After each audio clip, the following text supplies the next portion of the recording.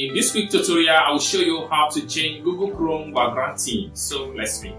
But before we dive into the tutorial, if you find this guide useful and you're fairly new to this channel, remember to click on that subscribe, turn on the notification bell for more tutorial about Google Chrome tricks. So with that being said, let's get started. Welcome back, friends. So let's see how to change your Google Chrome browser theme background.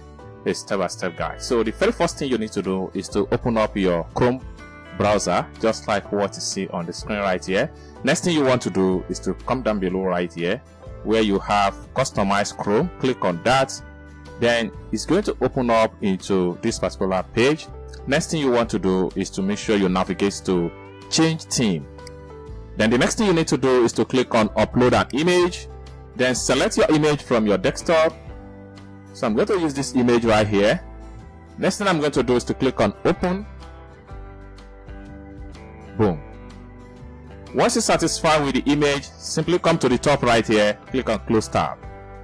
Then you have it right. So this is how to change your Google Chrome theme background, a step-by-step guide. I hope you really got value for this video. If you find this video useful, give this video a big like, and also remember to subscribe to the channel for more tutorial about Google Chrome tricks.